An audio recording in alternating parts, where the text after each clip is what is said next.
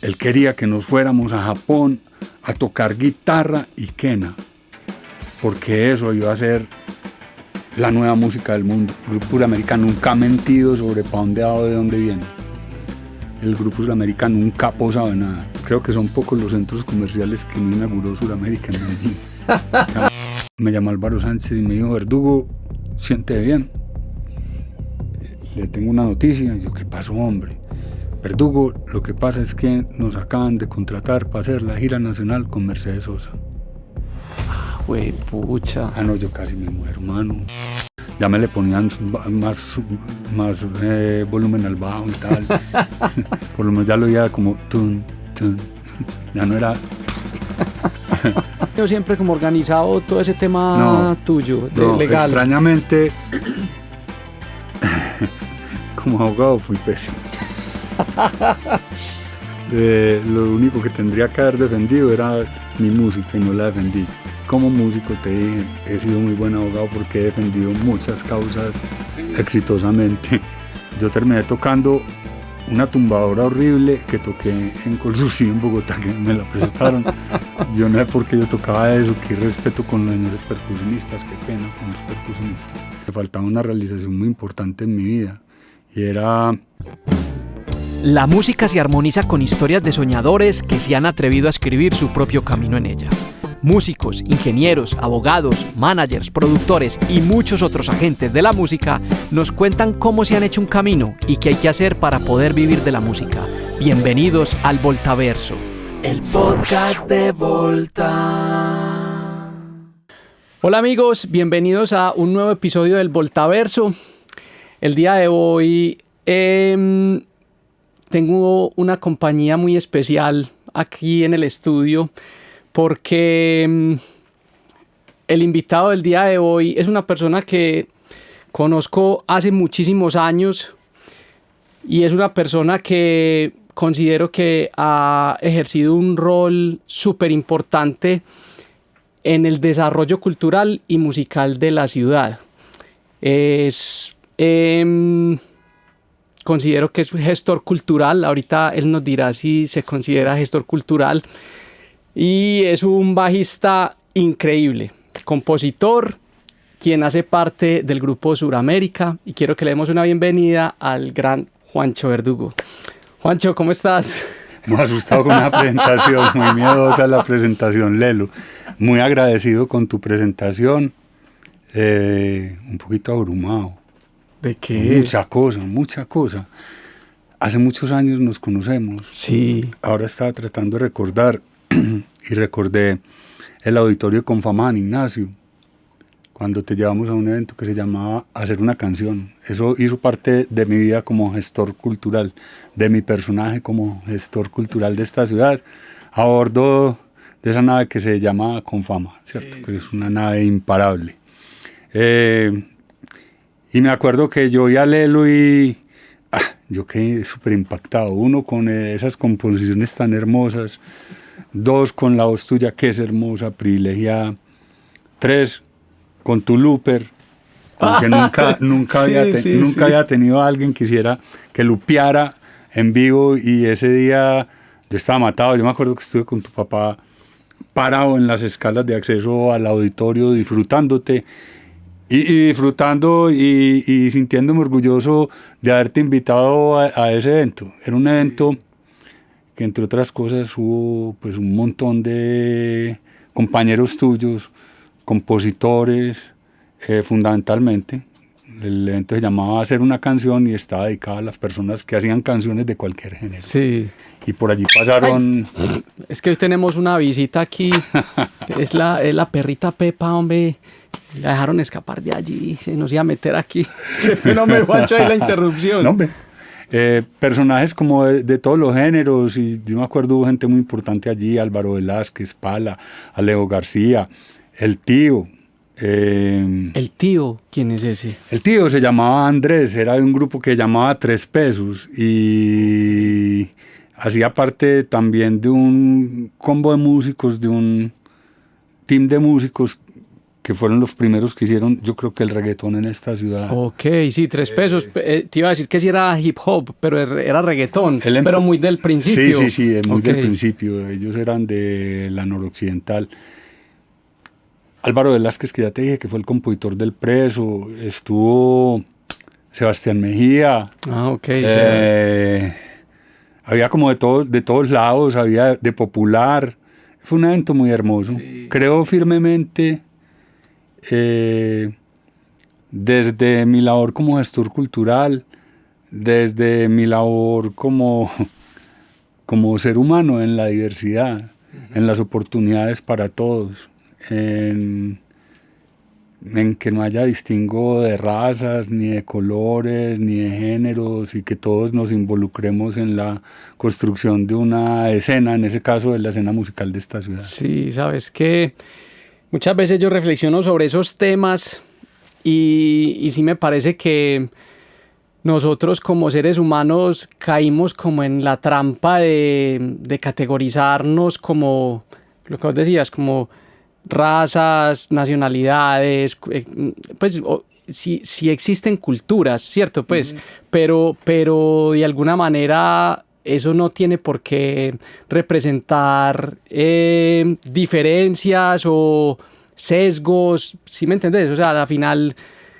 la cultura es simplemente la manera particular como uno se expresa en las áreas que sea, desde la comida, en las expresiones culturales, la forma de hablar, pero eso es lo que nos hace humanos. Finalmente, ¿cierto? El mundo sería un poquito más vivible si tendiéramos la mano y abrazáramos a todas las personas que viven cerca o lejos de nosotros. Sí, creo que sería un mundo mucho mejor. Sí. Oíste, entonces, ¿cuántos años estuviste ahí en esa labor? Pues en Confama, o no sé si aparte de Confama, ¿estuviste toda tu vida o hiciste parte de otro? Te voy a hacer un brevísimo recuento. Voy a decir mi nombre completo porque Teresa no me perdonaría. Teresa ya no está con nosotros, pero sé que no me lo perdonaría. Yo me llamo Juan Guillermo Verdugo Puerta, hijo de Noel y María Teresa, costeño y paisa, abogado y odontóloga, de la primera generación de odontólogas de esta ciudad. Yo creo que eso también me hizo diferente. Desde muy pequeño el mundo me llevó por un montón de oportunidades como muy sociales. Entonces yo fui, primero que todo, Boy Scout. Fui de la manada del grupo Sexto, que radicaba en el centro. Fui del grupo de misiones. Fui del grupo que cantaba las misas en la iglesia de San Ignacio. Fui de los Boy Scouts. Fui de la Cruz Roja. Fui del grupo de acción lideradora del Colegio de San José. Estudié en el Colegio de San José. Íbamos a misionar.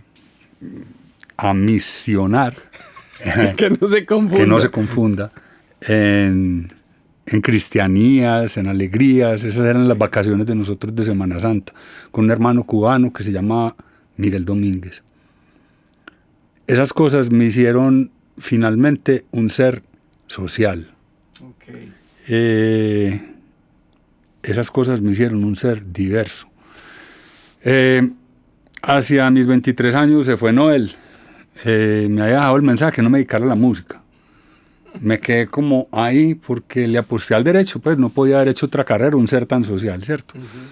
Pero hacia los 20, casi 30 años, tuve que decidir si quería ser músico o abogado o productor de eventos o un ser muy social, y me decidí por ser un músico que fuera un buen abogado, que defendiera unas causas muy nobles conforme a toda mi preparación, ¿cierto? Pero vení, en tu parte, en tu formación de derecho, no era como en especialización de propiedad intelectual. No, porque yo le pedía a mis asesores, yo estudié en la Universidad de Antioquia, y yo todo el tiempo estaba levantando la mano, que yo quería como juntar la música y el derecho, y a nadie como que se le ocurrió, a pesar de que estuve en un seminario de propiedad inmaterial, terminé materias, no me quise graduar, renuncié a graduarme, fue un grito como de protesta y de rebeldía, pues a mis 30 años, qué rebeldía iba a tener yo, hombre. Pero Teresa, muy inteligentemente, cualquier día a las 12 de la noche me dijo, estaba haciendo yo un memorial para el consultorio jurídico y me dijo, pues estás como aburridito. Le dije, sí, Tere. Y yo, ¿para qué estás haciendo eso? Si eso no te hace feliz, no lo hagas. Yo no necesito tu título, yo necesito que vos seas feliz. Y eso me cambió la vida. Yo no volví a la Universidad de Antioquia nunca. Yo ya había terminado materias en la práctica. Sí. Me faltaba ética, que se concluía en el segundo año de práctica, en el segundo semestre de práctica. Era muy mal estudiante, pues, porque además yo tenía un concierto y yo preferí irme para concierto que para cualquier otra parte. Estoy siendo desordenadísimo. Hablé de conciertos. No, pues que ahí vamos llegando a las cosas. Mira, a mis 23 años, cuando se fue Noel, entonces me dejó el camino libre para que yo decidiera si era músico. Entonces yo dije, voy a seguir el derecho como Noel, ¿cierto? Pero bien mal. Y voy a tocar todo lo que pueda. A mí me había invitado Luis Germán Giraldo, quien era como el director artístico del Grupo Suramérica, era un quenista de una familia muy musical de ahí de Laureles, a ser parte del Grupo Suramérica. Un par de años antes, a mis 21 años, él quería que nos fuéramos a Japón a tocar guitarra y quena, porque eso iba a ser la nueva música del mundo. Y el guitarrista, las quenas y las zampoñas. Y él quería que yo fuera el guitarrista. Ok, o sea, ahí ya vos tocabas guitarra y... Yo surrungueaba guitarra. ¿De dónde viene la guitarra? Hay muchos paréntesis. En mi casa ensayaba un grupo que se llamaba Los Tramontana. Era de mi hermana, te estaba hablando del año 70. Okay. Yo escuchaba el Escalafón Ritmos, entonces, un programa de radio muy divertido donde ponían los últimos éxitos y uno llamaba a pedir las canciones y las canciones más pedidas iban subiendo en un escalafón. Okay. Y uno gozaba. Yo me las aprendía. Yo iba a tocar guitarra en los ensayos, trataba de replicar los acordes y tal como me sonaban iba yendo. Gente muy importante en mi vida, profe de la Universidad de Antioquia, Jairo Cardona, un tipo muy avesado, en el quicio de la casa, en el quicio de allí, de Bombona, entre Girardot y Niquita, donde yo vivía, ahí por la Pascasia, todo el frente de la Pascasia actual, me mostró mi primer Max 7. Para mí eso fue un descubrimiento, después de yo ver lo que tocaban en los ensayos de mi hermana, con esas notas como tan regulares, lo que le enseñaban en la clase de guitarra en Guadalajara en un llano y México en una laguna, yo encontrar el Max 7, que era un tono que... Estilizado, transformador, refrescante. Y escuchaba en el escalafón un grupo que se llamaba Los Tres Tristes Tigres. Eran unos baladistas. Una música hermosísima, hermosísima. Y a la vez, en el Colegio San José donde estudiaba, me iba enrolando en los grupos musicales. Me enrolaron como baterista. ¿Baterista? ¿Por qué? Yo no sé, porque era capaz de hacer tuncha, tuntuncha. Perdón, no hablo mal de los bateristas. Sí. Era lo más cercano que en 1973 podía uno aspirar a tocar y sin saber nada.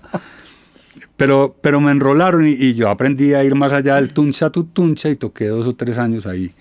Okay. Y en paralelo iba tocando guitarra, cantaba las misas, participaba en festivales con el Max 7 ya incorporado, sí, con el gusto de los Tres Tristes Tigres, con todas sus canciones y todo su repertorio, y un señor importantísimo en mi vida, Silvio Loaiza, que era profesor del colegio, era un sabio, pero el que dirigía los conjuntos, nos ponía mucho 2 grupos, uno que llamaba Carpenters. Ah, sí, Carpenters. Fue mi primer disco, Karen Carpenter, y no me acuerdo cómo llamaba el hermano. Y otro que llamaba Ray Conniff, que eran como una suerte de orquestas maravillosas que hacían covers de todos los grandes éxitos de la época, de todos los baladistas, pero súper bonitos. Esa fue mi banda sonora y la que en la que aprendí a tocar, como en la batería, como tener el gusto de la batería, muy simple, y como a tratar de poner todas esas notas en la guitarra, con mucho trabajo porque no había estudiado.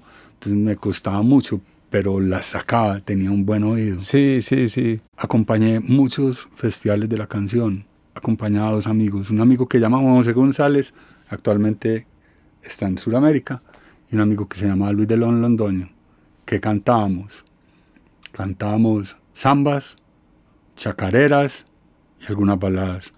Zambas y chacareras de los chalchaleros, que estaban de moda, eso se veía en la radio. Y muchas baladas de Tristes Tigres, de Perales, de Fausto y de Jerónimo. Menciono a Jerónimo porque es un personaje que después en la vida me lo encuentro. Ni te imaginas los festivales de la canción. Banano y Luis de León se los ganaban todos. Y yo los acompañaba y yo entonces también ganaba, pero como yo no cantaba. Sí. Qué rabia. Pero bueno, seguí dándole. Todo esto pasaba cuando estabas estudiando Derecho. Colegio. Me volví. Acuérdate que me volví. Sí. Terminado el colegio, entré a la Universidad de Medellín a estudiar Derecho. En la Universidad de Medellín, ¿por qué no me acuerdo? Empecé a migrar de la música chalchalera como a la nueva canción. Extrañamente, en el backup mío, en el background, yo tenía Zeppelin, Black Sabbath, Deep Purple, Fogat, tenía como esa cosa como rockera por dentro, un disco que me sentía orgullosísimo de él, que era Joe Cocker y sus 40 perros rabiosos ingleses, que era la música de una película que el tipo había hecho. Tenía el concierto de Bangladesh, tenía un montón de música y discos, y todavía están en la casa guardaditos. Eso me informaba de otra manera. Y me permitía, yo creo, acercarme también de otra manera a la guitarra. En el colegio, en la universidad, siguen los festivales, pero ya me lancé a cantar El Ladrillo. Yo me acuerdo de un festival de la canción en la Universidad de Medellín y me fui a cantar Para Vivir de Pablo Milán. Es una canción preciosa, pero pues no sabía nada en medio de un montón de baladistas con unas voces grandísimas y ya pura guitarra. Yo me sentía pues Silvio Rodríguez en medio de esa plaza cantando. Por supuesto no pasó nada, pero esa noche conocí a un man que se llamaba Juan Carlos Echeverry. Cantautor, yo creo que fue de los primeros cantautores que en esta ciudad, un tipo muy querido. Yo supe que él trabajaba en un almacén en el Poblado y yo iba allá a comprar cuerdas. Me lo encontraba, conversábamos, nos hicimos un poco amigos. Y en ese mismo año, en 1982, ya me ordené. Ya voy a seguir ordenado. En 1982 conocí en una serenata para la Virgen que nos invitaron las niñas de San José de las Vegas a acompañarlas a Álvaro León Sánchez, que es el guitarrista actual de Sudamérica. Álvaro venía de la Escuela de Bellas Artes de Guitarra Clásica y yo venía de la Escuela de la Vida, de los Tristes Tigres, de lo que me quedaba de Zeppelin y de lo que había oído. Fue un encuentro muy gracioso porque era juntar dos guitarras muy distintas a tratar de tocar. Entonces yo pues como que con Álvaro compartí mucho tratando de llevarle el lenguaje popular, ¿cierto? Y aprendí mucho de lo de él. Entonces yo me daba el gusto de acompañar los choros o las baquianas, un montón de valses venezolanos que él tocaba, el repertorio clásico, él lo acompañaba como en popular. Él me miraba como, ¿qué? Lo cierto es que eso nos juntó, conocí a Álvaro, empezamos a ser amigos y nos reencontramos con Juan Carlos Echeverry. Y Juan Carlos en el almacén en que trabajaba Juan Carlos, donde compraba las cuerdas, Juan Carlos nos invitó a ser sus guitarristas. Y lo acompañábamos, él tocaba en esa época en el Castillo, en colegios, en universidades, no sé, 8 o 10 conciertos. Y en un concierto en el Castillo estuvieron los señores del grupo de Sudamérica. Me acuerdo de Carlos Mario y Fernando, un par de mostachones por allá al fondo, y yo los veía, y ya están los manes de Sudamérica. Qué qué bueno, ¿no? Listo. Fernando Toro se acercó terminado el concierto y me dijo, yo quiero hablar con vos, vamos a tomarnos un café. Nos fuimos, tomamos el café y me dijo, yo quisiera escuchar más de la música que vos haces, yo te quiero invitar para que hagas parte como del Grupo Uramérica. Yo me puse muy feliz, pues como que me animé mucho, pero cuando empezaba como a tocar, como que yo decía, no, a mí no me da el nivel para esto. Yo creo que el hombre es Álvaro. Sí. En la época yo decía, no, es que yo no punteo casi, no, es que los arpegios se me dificultan. Yo soy muy bueno como para acompañar, como para abrir la guitarra, para lo rítmico, pero soy muy malo para lo otro. Lo cierto es que yo le dije a Álvaro, me están llamando para el Grupo Uramérica, pero yo no soy capaz. Yo te voy a presentar a esos manes para que... Y llamaron a Álvaro. Eso es 1982. Pero lo teso fue que me tocó montar con Álvaro todo el repertorio de Sudamérica. Ok. Pues no había otro que le pudiera indicar a Álvaro de mejor manera, porque ya nos conocíamos y empezamos a montar todo el repertorio de Sudamérica en el 84. Hasta el 84. Año en el cual, después de que murió Noel, y yo quería ser músico, el Grupo Sudamérica me llamó y me dijo que si yo sabía tocar bajo. Yo, claro, bajo. Bajo, claro. Y querían hacer un montaje de un par de temas andinos en una agrupación que se llamaba Savia Andina. Hacer ese montaje con un bajo de fondo y no eran esos dos temas. Yo les dije, hágale, Melo. Un buen amigo del coro de mi hermana de las misas de hace años me prestó un bajo, marca Gato. Eso no sonaba, eso era una suerte como de... Eso sonaba horrible. Me invitaron a mi primer concierto con el Grupo Sudamérica en el Politécnico. Tocamos esas dos canciones y yo de puro gracioso les dije, venga, no, pero yo les puedo ayudar en otras cosas. Pues, por ejemplo, cantaban una canción que se llamaba El Aparecido, que era de Víctor Jara, muy hermosa. Y yo les dije, yo les voy a ver vocista y yo toco, por ejemplo, el tiple. Ah, ¿vos tocas tiple? No, pero yo lo toco. Y atrevido me metí a hacer eso. Y como en Antioqueñita también hice como otra guitarra y otro cogió el tiple. Y bueno, eran como 4 canciones que tocaba. Fueron como 3 conciertos o 4 en que toqué con Sudamérica en el 84. En el 85, eso como que iba lento. En febrero del 85 me llamaron a hacer un concierto para Sintra Sofasa en el Teatro Pablo Tón Uribe.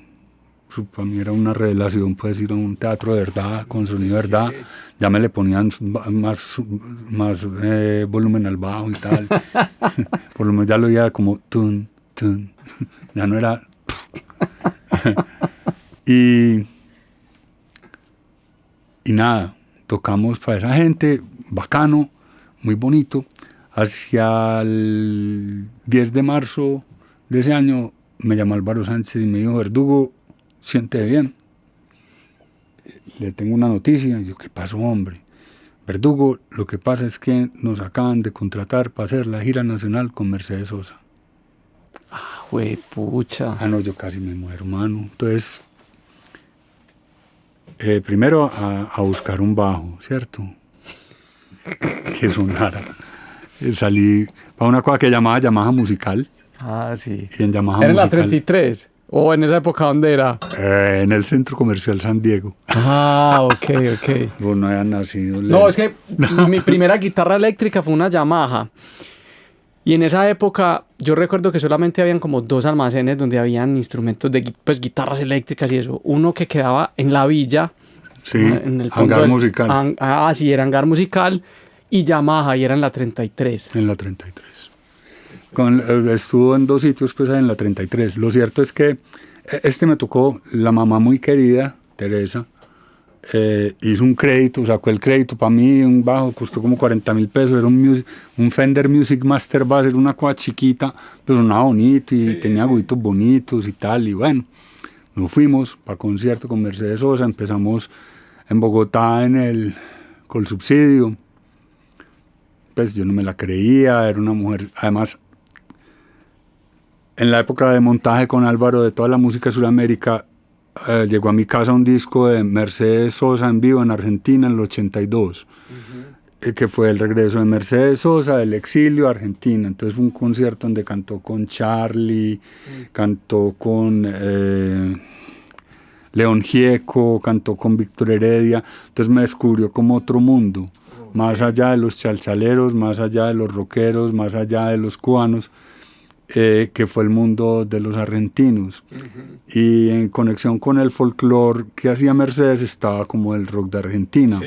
Entonces acercarme a Juan Carlos Baglietto, un poco a Fito Páez, a Charly García, a David León, que ya lo incluía ella en sus discos. Spinetta también por ahí, ¿o no? Spinetta hizo con ella al final de los tiempos un disco que llamaba Cantora, Barro tal vez. Ok. Una mujer muy hermosa, una experiencia sin igual, que además para Sudamérica fue muy importante porque nos encontramos con una conformación muy bacana, que yo creo que nos dijo el camino es este. Ya empezó la aventura de Sudamérica, pues, y como también la aventura de recambio de Sudamérica y de Verdugo de verdad en Sudamérica. O sea, esa gira fue un antes y un después. Yo siento que sí. Ahí coincidieron dos cosas. Una, haber oído toda esa música de Mercedes. Dos, habernos creído que llamaron al Grupo Sudamérica a ser parte de, así fueran sus teloneros, como hacer parte de esa música. Tres, compartir con ella en el escenario.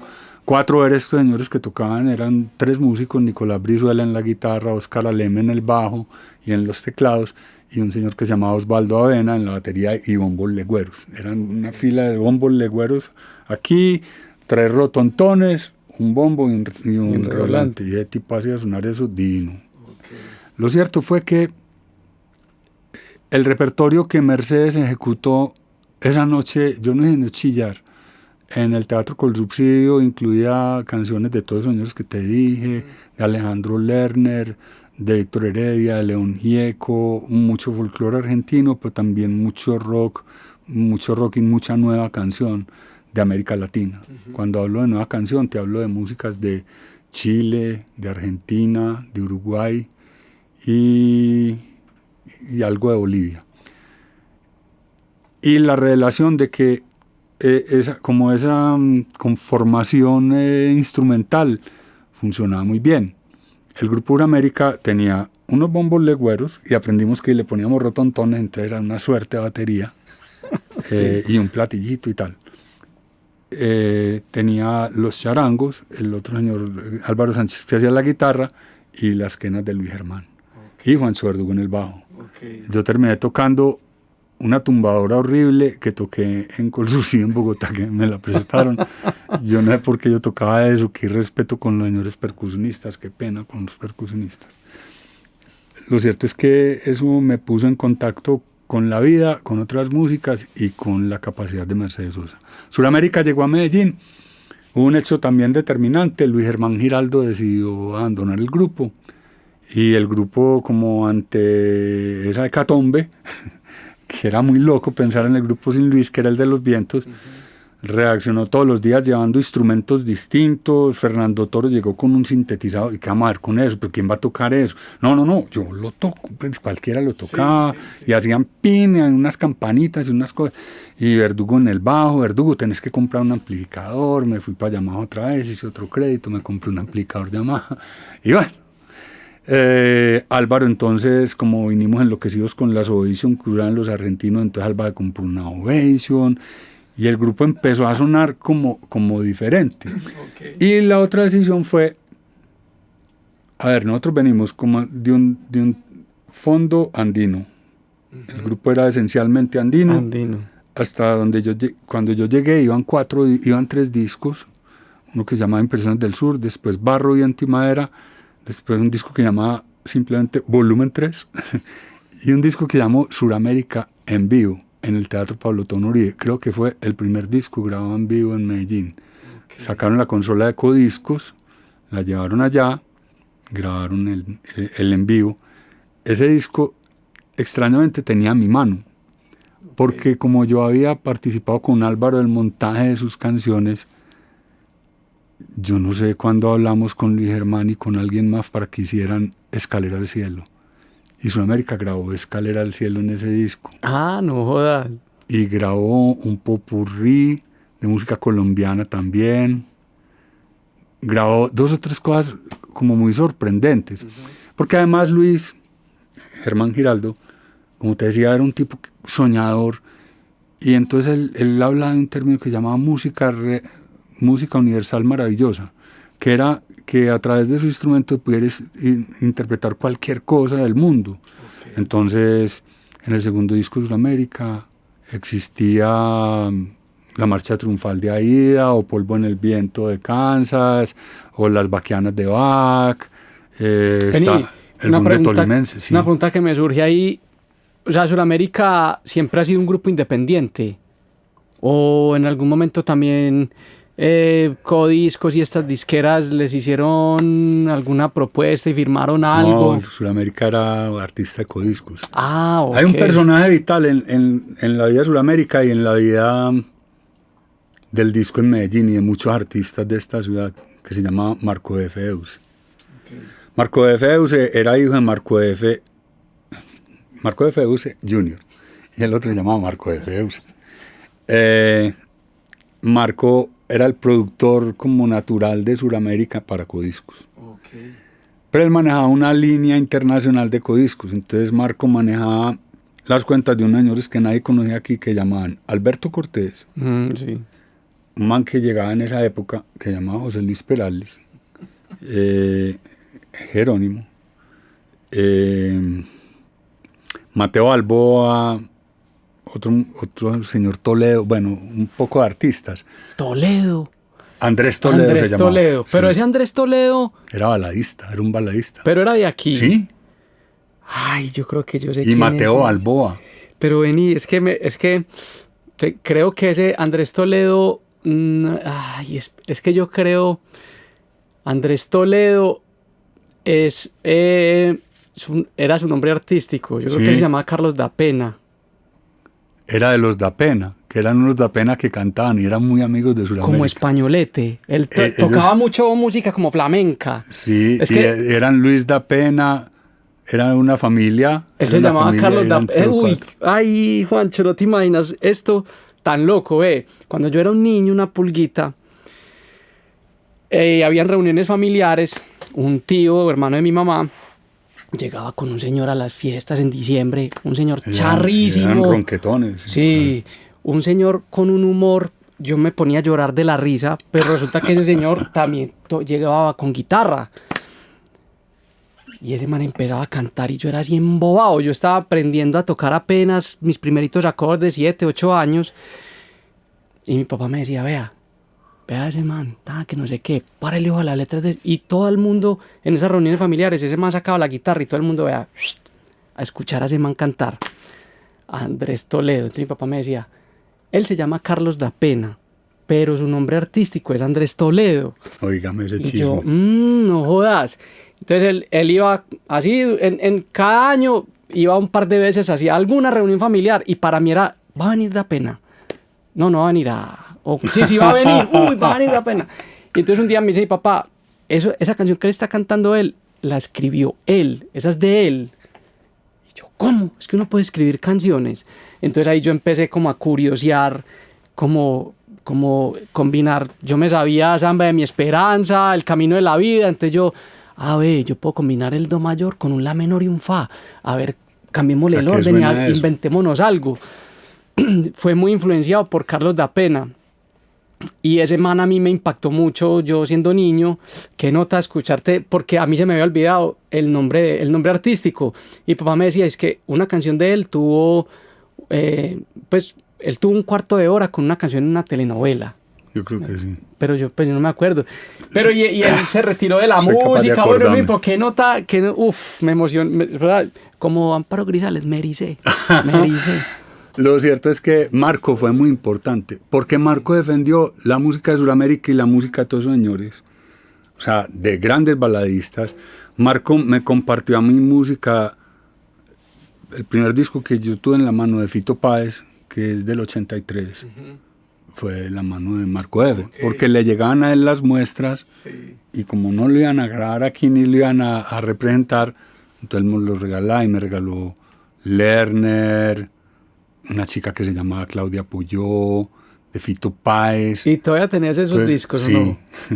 Toda esa información coleccionables ahí guardada en la casa, me la llevaba yo para la casa, me la disfrutaba, entonces uno hacía las mezclas de cassette de todos esos discos, le llevaba a Sudamérica mucho, y claro, más tarde con lo de Mercedes, ¿de qué nos defendía Marco?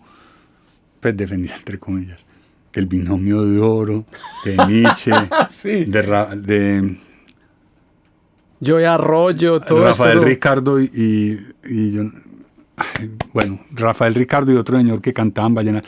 Entonces, Sudamérica iba a grabar a Codiscos. No, van a grabar en el estudio B, que es el estudio de atrás, el de la consola chiquita, el de la red de un cajón gigantesco, porque en el otro está el binomio. Claro. Entonces, no se puede, muchachos. Y Marco prendía eso allá y resultábamos grabando como pudiéramos. Lo cierto es que tras la gira de Mercedes y muchas otras cosas que pasaban ahí, pues mientras uno montaba eso, mientras el grupo encontraba su sonoridad y tratando de que sonara el sintetizador core que Fernando había llevado, grabamos un disco que se llamaba Todo Cambia. Okay. Significativo el título, significativo el momento en que se hizo. Eso fue aproximadamente en 1985-86, después de la gira de Mercedes. Después de la gira, sí. Entonces, por ejemplo, la mitad del repertorio que había ahí lo habíamos oído con Mercedes. No la mitad, pues. Todavía cantamos, Todo Cambia, una canción que llamaba Siembra.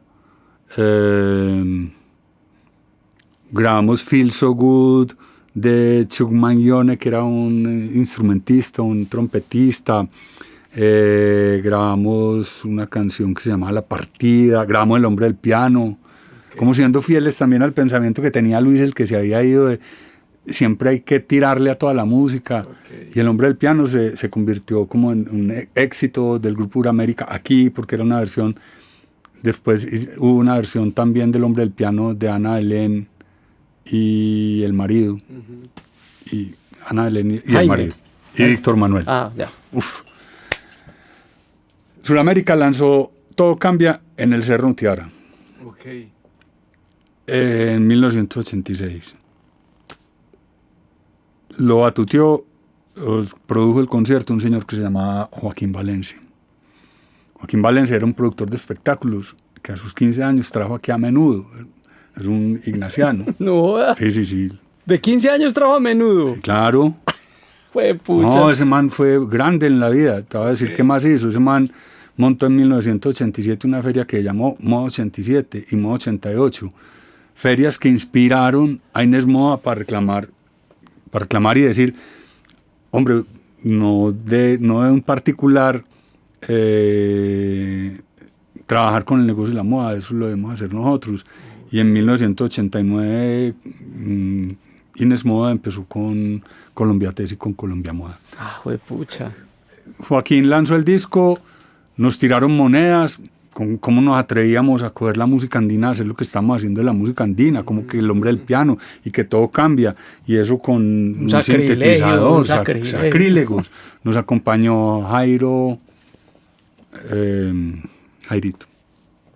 Se me vaya. Jairo era un pianista. Era extrañamente muy salsero y grababa en Fuentes. Pero Jairo Correa, un gran músico, y nos acompañó en el sinte y en los pianos y tal. Y bueno. Eso fue como una sorpresa. La batería del grupo era un tun, tupac, tutun, tupac, de un bombo legüero y un redoblante. Y los famosos rotontes, tupac. Eso pues era lo que había y el grupo empezó a sonar como distinto. ¿A qué nos llevó eso? A que teníamos que marchar en pro de sonar como sonaba esa gente de fuera, los que habíamos visto que nos habían enseñado que si bien la música andina era el principio de Sudamérica, la nueva canción estaba sonando a otra cosa también, y por ejemplo los grandes grupos como esas músicas, Inti Illimani, Quilapayún, que eran grupos muy poderosos, estaban migrando también a esos formatos instrumentales diversos, incluyendo los bajos, incluyendo guitarras electroacústicas, que eso era como sacrílego. Pues tenías que pelear con un micrófono para que sonara bien. Entonces, sí. No, eso fue como sacrílego. Y ponerle el bajo era horrible. Ahora ponerle un piano e intentar hacer algo como baladesco. Hacia 1988, Suramérica entonces se embarcó nuevamente en otro disco de mano de la compañía Codiscos aún, sexto LP, que se llamaba Sol Solidario. Yo empecé con una letra un día, ensayábamos aquí en una casa subiendo palmas. Empecé con una letra que hablaba de la libertad y una qué cosas. Y empezamos a hacer un trabajo como de creación colectiva, hicimos una canción que se llamaba Mi Sueño Ella. Y en ese año murió un hermano cristiano importante en mi vida porque era un tipo muy inspirador, con un trabajo social muy importante en el Magdalena Medio. Se llamaba Javier, el hermano Javier. Fue paveado en medio del monte y a mí eso me conmovió. Medellín cada vez se hacía más violenta y empezaban a suceder cosas extrañas, empezó a aparecer gente muy extraña en esta ciudad y hice una canción que se llamaba Sol Solidario, que le dio el nombre al sexto disco de Suramérica. Apareció otra vez Mercedes Sosa con una canción que llamaba Razón de Vivir. Apareció una canción que se llamaba Venas Abiertas, de un señor que se llamaba Leo Sujatovich. Apareció otro popurrí de música caribeña muy bacano. Fue un disco que nos dejaron grabar en el estudio con un tipo muy teso, un productor muy bacano y un grabador muy bacano que nos dejaba jugar. Eso era toda una magia, Lelo, porque entonces uno se tenía que dedicar como 2 días a grabar los metrónomos en un canal de la cinta. Eso era una cinta así de 2 pulgadas o de pulgadas, yo no me acuerdo, y eso eran 24 tracks ahí metidos. Intimidades, los bajos y los bombos se tenían que grabar en los canales de las puntas, de manera que si la cinta se aporreaba o le pasaba algo a la cinta, lo que menos se iba a sufrir eran los sonidos de los bajos y los bombos. Yo no entendía eso, por las frecuencias o por qué, no sé. Y ya uno grababa eso era una magia total, porque eso era... Había cortes y pegues, había correcciones de errores con cinta para borrar pedazos y grabamos en el otro canal. Eran mezclas a 4 manos porque eran consolas inmensas donde uno tenía que subirle al efecto allá mientras yo estoy bajándole aquí. O sea, eso como mezclando en caliente. Porque no eran automatizadas las consolas de Codiscos, pero aprendizajes muy hermosos. Había la grabación de como en sesión,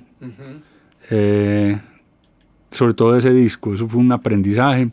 Ahí llegó un tipo muy importante al grupo también que se llama Don Harold Daila, un tipo vital en la historia musical de Medellín y en la historia de las composiciones. Yo creo que el primer realmente cantautor, un tipo importante, fundador de un partido que se llama el Nimierdismo. Real. Real. Un tipo muy inteligente, muy avesado, un amigo del alma, un gran compositor y gran músico, una voz muy hermosa.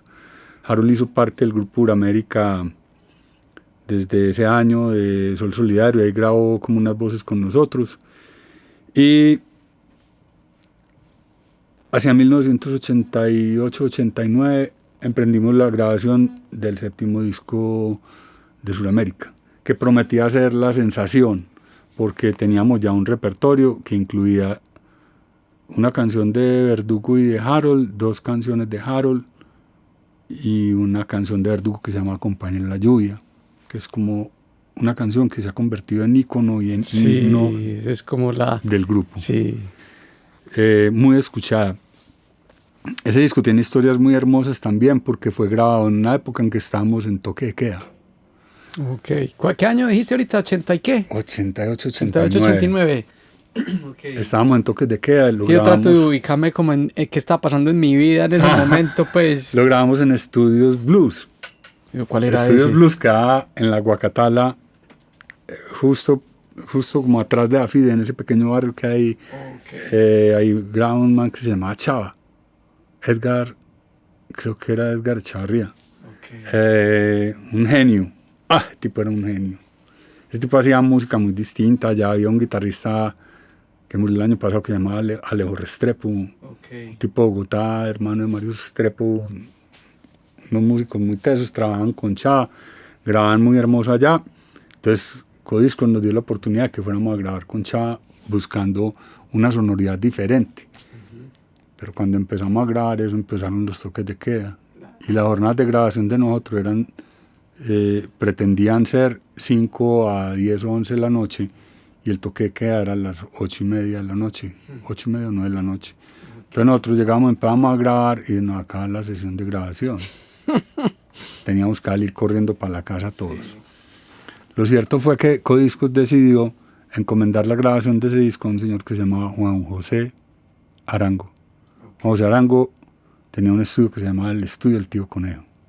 Y él era el productor, el director, el creador de Tío Conejo, también un músico vital en la música de esta ciudad, que fue compositor de jingles y era de música de comerciales, pero más allá de allá era uno de los mejores músicos que yo haya tenido al lado en la vida, un maestro sin igual que me enseñó cómo conectar 48 canales y todas las vías que tiene que emplear uno en un estudio para conectar todas esas cosas.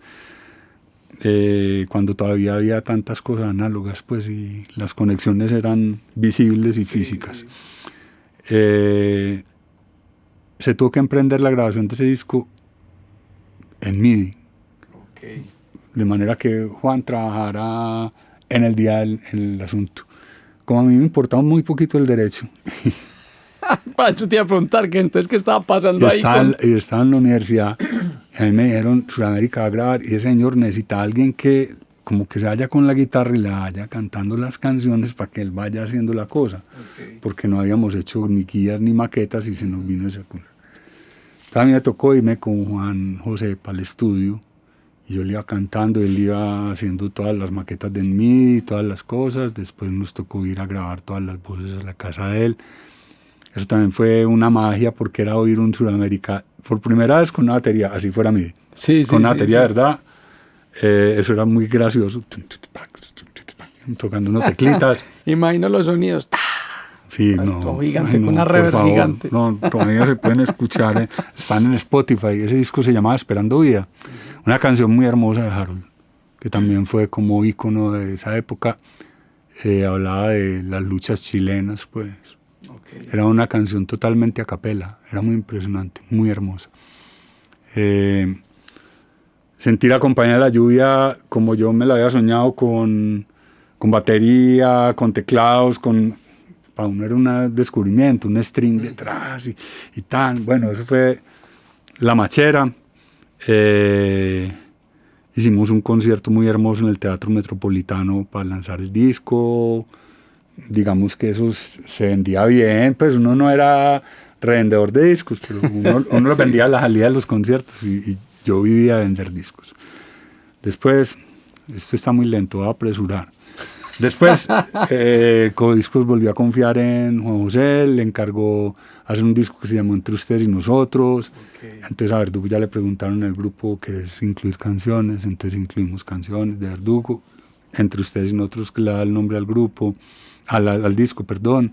Solo pienso en ti, que era como un soncito que me venía como de todo lo que oía yo de Nueva Trova, mucho Pablo Milanés en la cabeza. Y otra canción que se llamaba Magia y Luna, que es una cosa como caribeña. El grupo ahí grabó cosas muy bellas, grabó La vida no vale nada de Pablo Milanés, grabó Valsiña, un tema brasilero de Vinicius de Moraes. Se me escapan. Creo que grabó Palabras para la Juria y también. Ese disco fue muy hermoso. Estábamos acompañados entonces del Teatro Matacandelas. Ellos nos recibían para ensayar. Ya era imposible ensayar con el grupo en una casa. Para los conciertos tuvimos que...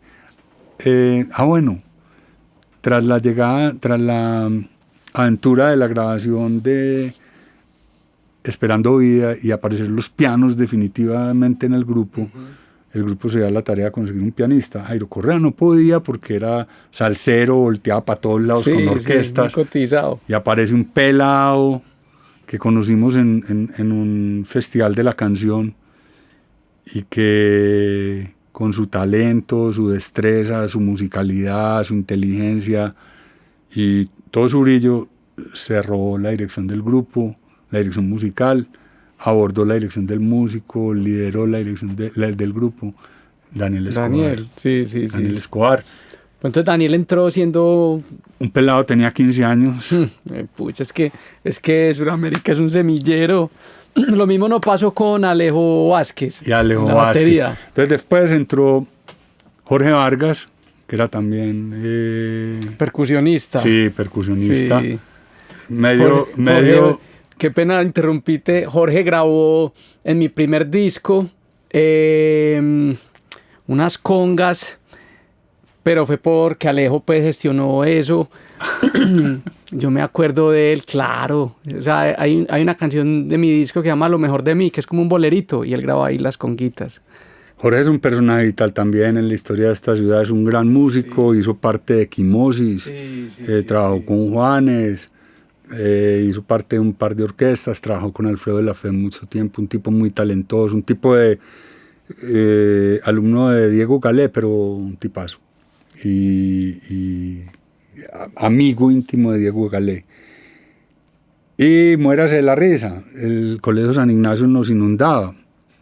El primer baterista que tuvo el grupo, baterista, fue un señor que se llama Alfonso Posada. Ok, Ignaciano, pero además el baterista de Parlantes. Ah, ok. Por Dios. Es un privilegio, además un tipazo, uno gozaba mucho con Alfonso, qué tipazo. Es entre usted y nosotros era muy distinto y uno se estaba enfrentando a otras cosas. Obvio, entonces ya había que cantar en todos los conciertos, todo cambia, todavía cantamos El Hombre del Piano y todavía suenan. Después iban llegando y entonces eran obligados, compañeros de la lluvia, entre usted y nosotros. Se vino otro disco, Codiscos dio cuerda, hicimos un disco que se llamó De Mis Mejores Días, de nuevo de la mano de Juan Arango. Participábamos activamente como coproductores Daniel y yo, acompañándolo en las conexiones, en tirarnos por debajo de la consola, conectar todos los cables, y a idear y a tirar ideas y a soltar ideas, y él las convertía en música muy hermosa. Hicimos un disco, ya te dije, se llamó De Mis Mejores Días. Tuve la oportunidad ahí también de dejar canciones mías, De Mis Mejores Días, otra que llamaba Quiero. El grupo hizo una versión al español de Imagine, de John Lennon, una versión muy hermosa. Hizo Medellín de Víctor Heredia. A partir de allí hicimos una amistad muy bacana con Víctor Heredia. No me acuerdo pues como de todos los títulos de ese disco, pero seguía apostándole como a tener un trabajo que complementara el trabajo de todos los compositores latinoamericanos, que siguiera incluyendo la nueva trova y la nueva canción cubana, y que le apostara también como a la música propia. Sí. Después de Mis Mejores Días seguimos apostando, pero queríamos enfrentarlo solos, y Daniel y yo nos embarcamos en la aventura de hacer un disco que se llamó Cómo Duele Mi Ciudad. Lo hicimos en el estudio de Tita Maya. Iniciamos en el estudio de Tita Maya. Fundadora de Canto Alegre. Sí, porque Daniel fue Canto Alegre desde muy pequeño, y él empezó a trabajar en el estudio con Fernando Franco, otro músico vital en esta ciudad, y Dani cogió el estudio de Tita y a hacer un gomosiadero aprendiendo a secuenciar en DOS. Eso era muy loco, muy hermoso, en una consola Tascam de 8 canales, grabar los audios, hasta que no nos dio más y tuvimos que emigrar con el trabajo a Hangar, el estudio de Álvaro Alzate. Por esa época empezó otro personaje mío a salir. No, sino que mencionaste Hangar. y se ha mencionado ese estudio aquí en otras conversaciones. Sí, claro. Ahí estaba convirgiendo en esa época mucho el rock and roll de la ciudad. Sí. ¿Qué otros artistas recordás que estaban ahí en esa misma época yendo allá como Hangar? Mira, yo sé que Orión Vargas tenía como base Hangar.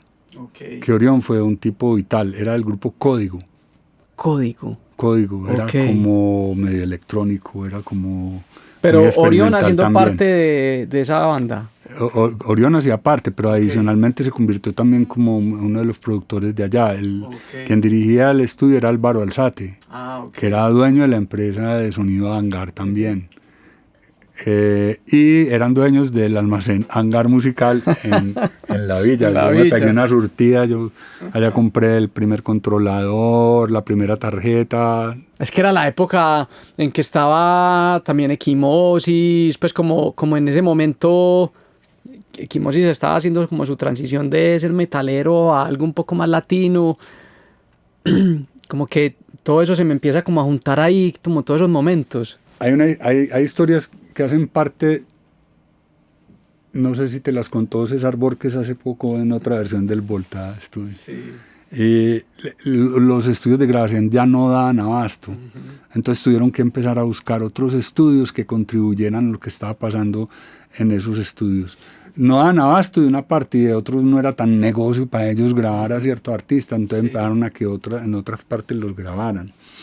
Y que fueran más rápidos, pues, ¿cierto? Que no ocuparan esos estudios. Hangar fue uno de esos. Entonces trabajaba mucho también para Fuentes, para Codiscos. Sí. Yo no me acuerdo de muchas producciones. Sé que Fernando Franco grabó también mucho en Hangar Musical porque era muy amigo de Álvaro Alzate. Lo cierto es que ahí también grabamos un disco que se llamaba Me Queda, que se llamó Como de mi ciudad, que incluía canciones mías, canciones del grupo, canciones del repertorio... canciones del repertorio cubano y canciones del repertorio suramericano o latinoamericano.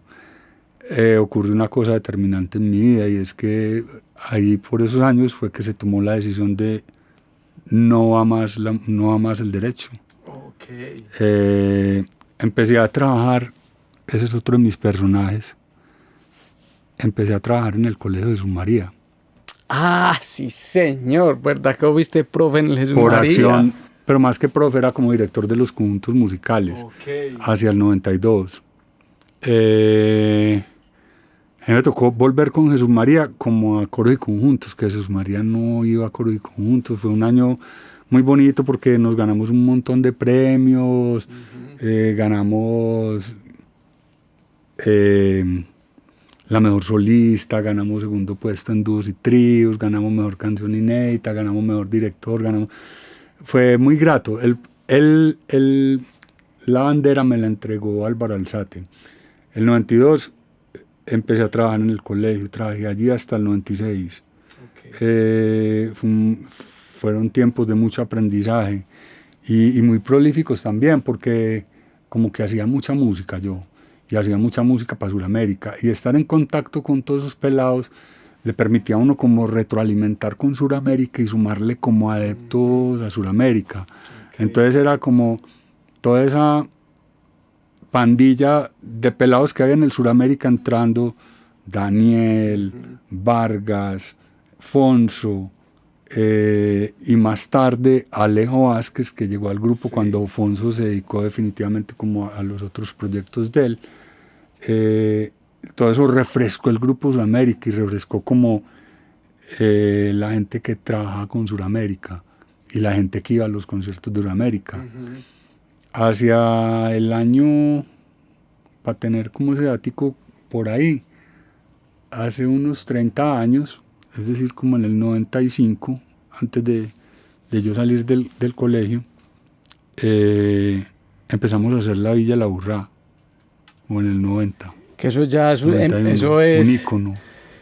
¿Cómo se podría llamar eso? Eso ya es como una cosa obligatoria, sí, ¿no? Sí, es un punto de encuentro como de un montón de amigos de Sudamérica de toda la vida. Eso, sabes que mis papás, pues yo crecí en la villa y mis papás toda la vida han vivido en la villa, y eso uno puede no ver la publicidad de que va a haber tal fecha de diciembre, siempre es en diciembre. Sí. Y eso, uno se levantaba un día por la mañana y empezaba a sonar el bombo. ¡Pum! Y eso retumbaba en toda la villa. ¡Tas! Hoy es el concierto de Sudamérica. Entonces uno ya, hoy a ver el concierto. ¿Usted fue a dar allá ese concierto? Sí, yo toqué ¿Usted tocó en el concierto? Yo abrí cuando estaba empezando en mi aventura solista, claro, cómo olvidarlo. No, por allá pasa mucha gente, también pasó mucha gente. Esa fue la primera vez que yo toqué con In-Ears. Y para mí eso fue súper raro. Porque yo venía pues de puro rock and roll con Popcorn y siempre las cuñas aquí tan, entonces pues para mí eso era tan, cuando es que Lelo, ¿usted va a usar In-Ears? Y yo, In-Ears, ¿qué es eso? Que los audifonitos, y yo, bueno, préstenme eso a ver. Y yo tocaba y eso se escuchaba, pues pasar de escuchar el retorno junto con el ruido del concierto a escuchar única y exclusivamente lo que está pasando con los músicos en el escenario. Yo salí, yo me acuerdo que yo no me acuerdo si yo le dije a Alejo Vázquez ese día, yo, marica, eso es como tocar metido en el CD. Eso es como estar extraño, ahí. extraño. Que era tan, pues como tan abrupto el cambio que eso me costó un montón, me desconcentró, porque yo no estaba acostumbrado a eso. Fue determinante en mi vida también, porque fueron decisiones que iban suscitando lo uno con lo otro. Hacia el 92, con mi trabajo en Jesús María, que me permitía tener como una economía más boyante, había otro personaje que cuando te hablé de Joaquín Valencia, inició a trabajar en las ferias. Okay. Y yo me desempeñaba como coordinador operativo en ferias, acompañando un equipo de un señor que se llama Santiago Puerta. Santiago Puerta era mi primo y desde muy pequeños nos dedicamos a trabajar juntos en ese tipo de eventos. Entonces acompañé como todo el tema de ferias desde 1987 hasta 1992, que ya entré al trabajo en el colegio, que me comprometieron con el trabajo en el colegio. No, 1996. Trabajaba al mismo tiempo en la feria, trabajaba en el Palacio. Y bueno, hacia 1992, siendo un tipo un poco más tranquilo económicamente, con tantos sueños y tantas realizaciones, me faltaba una realización muy importante en mi vida, y era casarme. Okay. Yo tenía una mujer que me ha acompañado toda mi vida, que se llama Pili Restrepo, que desde 1977, desde la época del colegio, me acompañó todos los personajes sociales, los personajes de los festivales, el personaje que estudiaba Derecho, el personaje que quería ser músico, el personaje que hizo ferias, el personaje que trabajó en el Colegio Jesús María y por último el personaje que empezó a trabajar en 1996 en Confama. Okay. En 1996 empecé a trabajar en Confama, después de trabajar 4 años de casarme, y al siguiente año me casé en el 93, y en el 94 tuve mi primera hija, María Camila Verdugo. Okay. Camila iba en Canastica al Jesús María conmigo a las clases. En Canastica. Allí conocí a tu hermanita. A mi hermana, claro. Yo creo que tu hermanita fácil cargó a Camila, o no le tocó cargarla, pero sí, la tuvo ahí en la canasta. La tuvo cerquita. Hacia el 96, Suramérica emprendió un trabajo que se llamó En Voz Alta. Ese disco fue grabado en Promix Studios. Ok, con César. Con César Borges. Porque era el estudio que más estaba produciendo cosas bonitas. Allá estaba todo el mundo, y allá estaban los de Bailo y Cuspiro, que eran muy exitosos. Alejo, y allá estaba Alejo Hoyos. Y allá estaba Zona Prieta, y allá estaba Nequén, y allá estaba el Toy, y por allá pasaba Juanes, y pasaban la orquesta. Había que ir allá a tocar. Y decidimos hacer un disco allá que se llamó En Voz Alta. Un disco muy hermoso, también con un tinte social. Siempre el tinte social ha estado en Sudamérica. Con muchas canciones mías, con canciones de Nueva Trova y con canciones del repertorio latinoamericano. Siempre Víctor Heredia estuvo allí. Más tarde estuvieron los cubanos Pablo Silvio y un señor muy importante que se llama Carlos Varela. Okay. Es un señor genial. Y bueno, y mis canciones que estaban allí. En Voz Alta fue un disco que grabamos para la compañía BMG porque ya Marco F no estaba en Codiscos, ya no podía responder más por nosotros, nos sacaron de Codiscos, ese grupo no da plata, no da sino gastos. Marco se fue a BMG y nos llevó con él. Ah, ok. En BMG pasó algo parecido. Al mes, cuando lanzamos el disco, ¿cuántos discos han vendido, muchachos? Han vendido 1100. 1100 que entregamos en el Teatro Pablo Tobón Uribe la noche del lanzamiento. Incluido con la boleta. Y era muy difícil porque es que al frente teníamos un monstruo, que era Juanes, que también arrancaba en BMG en la época. Lo cierto es que, pues, por supuesto no nos medían con Juanes. Sí, sí, sí. Pero fue muy grato saber que estuvimos en una compañía tan importante que hoy los derechos de autor de esos discos todavía andan por ahí. Y son quizás los únicos derechos de autor que yo todavía cobro, que ya están por allá en Universal, en otro lado. En otra parte. Ok. ¿Vos has tenido siempre como organizado todo ese tema tuyo, legal? Extrañamente, como abogado fui pésimo. Lo único que tendría que haber defendido era mi música y no la defendí. Como músico, te dije, he sido muy buen abogado porque he defendido muchas causas exitosamente. Entonces, En Voz Alta fue un disco muy hermoso, hubo canciones muy importantes también que contaban y cantaban a esta ciudad. Todos esos discos, cada nombre de cada disco tiene que ver con el momento político y con una intención o con un propósito ético y estético. Cada disco recibe un nombre que yo creo que perfectamente definiría lo que pasaba en la ciudad. En Voz Alta, Sol Solidario, Esperando Vida, Cómo Duele Mi Ciudad, Entre Ustedes y Nosotros.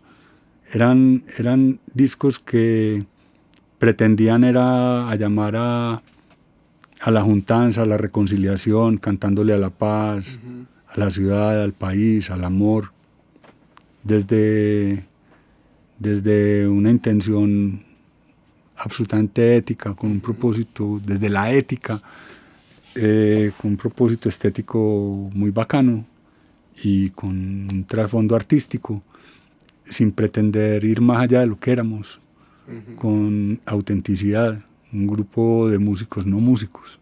Sí. Porque todos hacíamos música y nos gustaba tocar, pero había abogados, comunicadores, publicistas, ingenieros electrónicos, litógrafos, soñadores, poetas, locos, abogados no abogados. O sea, pero siempre era la ética lo que nos permitía estar al frente de lo que asumíamos en cada disco y de esa posición que yo pienso que ha sido la posición como política de Sudamérica. No es una posición ni blanca, ni roja, ni verde. No es una posición de izquierda, de derecha, ni de centro. Es una posición de rectitud, de ética, de amor y de compromiso ético con la ciudad y con el país. Después de En Voz Alta hicimos un disco que se llamó Alegrías en el Alma, también una declaración a esta ciudad, una declaración de amor para la ciudad. Con mucha emoción volvimos a grabar Compañía de la Lluvia, pero acompañados de Carlos Varela y de Víctor Heredia, de las cosas emocionantes que pasan en la vida de eso, que otros artistas cantaron mis canciones. Hicimos cosas muy bellas. Eso ya fue grabado en el estudio de Daniel Escobar. Estudio 1. Se llamaba Estudio 1. Y de ahí saltamos a un disco que se llamó Por Siempre. Un disco en el que felizmente le pude cantar a mi segundo retoño, al retoñito, a mi hija Isabela Verdugo. Otro orgullo de la casa. Y de esta casa también, de Volta. Ay, tan bueno. Tuve mi segunda hija y yo digo que hay unos vuelcos como el Suramérica se convirtió en un grupo que ha sido como muy familiar. Vos lo contaste ahora, mi papá y mi mamá iban al concierto de la Villa y yo iba al bombo y era como día de ir al concierto de la Villa y pasar por allá. Y vos hoy te aseguro que te encontrás a quienes eran tus compañeros de barrio que seguramente van con los hijos y algunos van con los nietos.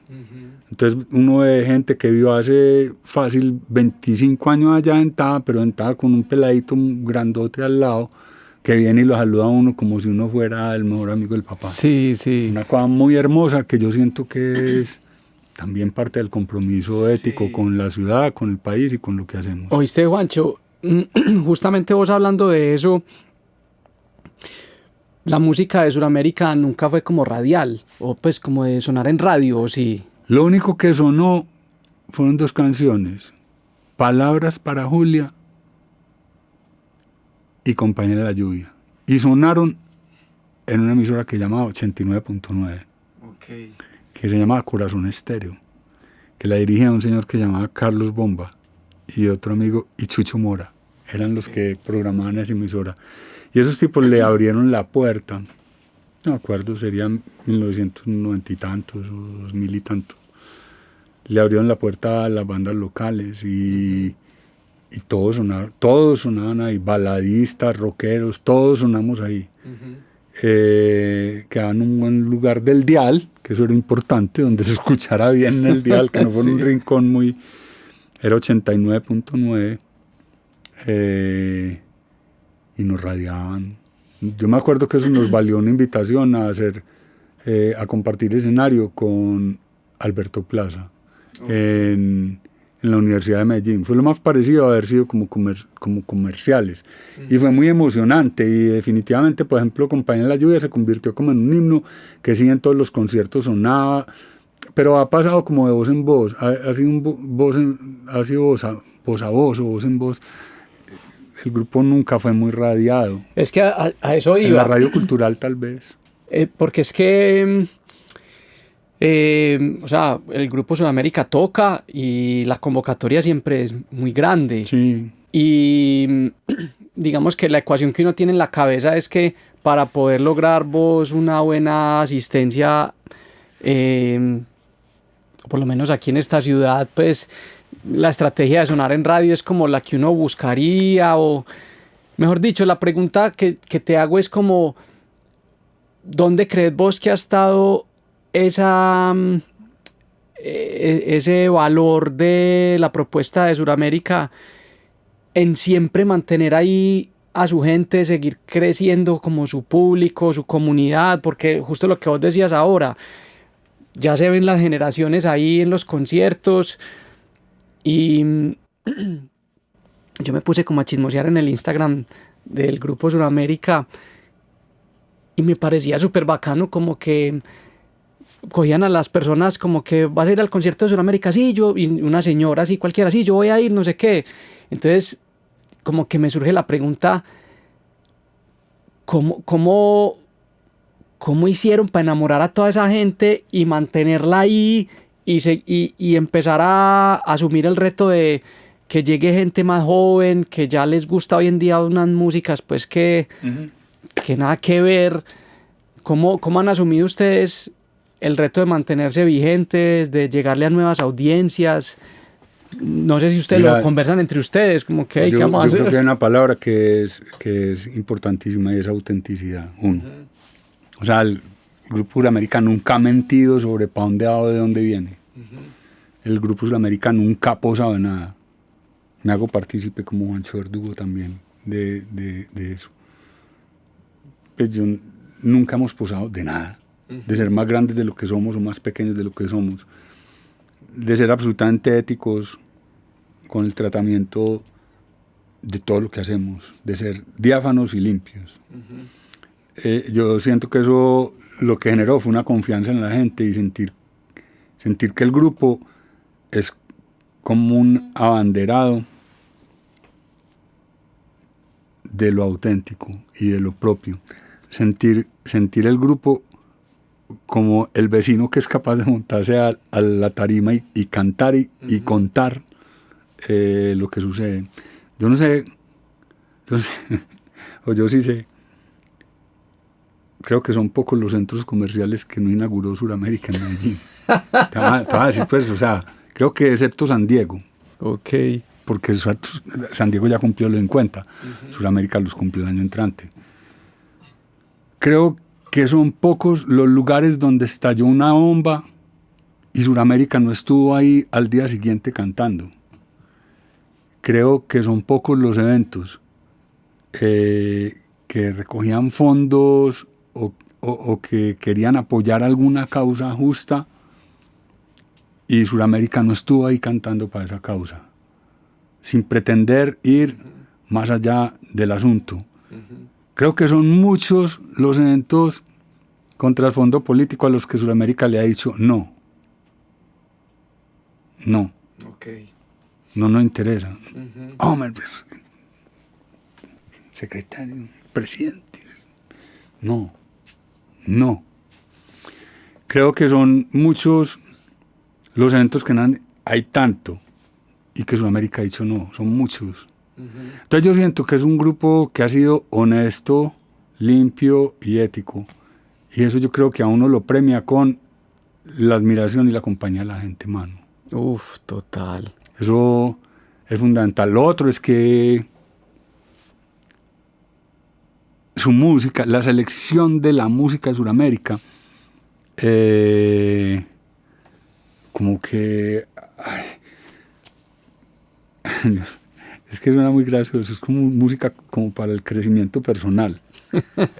Finalmente, pues eso suena como charro, pero más allá es música que enriquece el alma, que enriquece el espíritu y que alimenta el corazón. En toda la música hay tanto amor que yo creo que...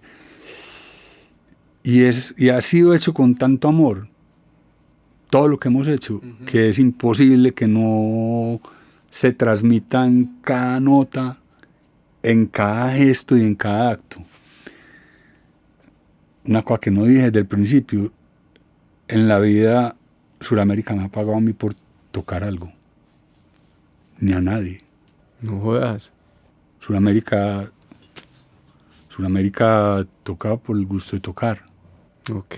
Suramérica toca por el compromiso de llegar más allá de allá y de tocar corazones y de sensibilizar y de parar pelos y de erizar, porque sabemos que en cada pelito el proceso que conlleva erizar cada pelito, que es un proceso químico,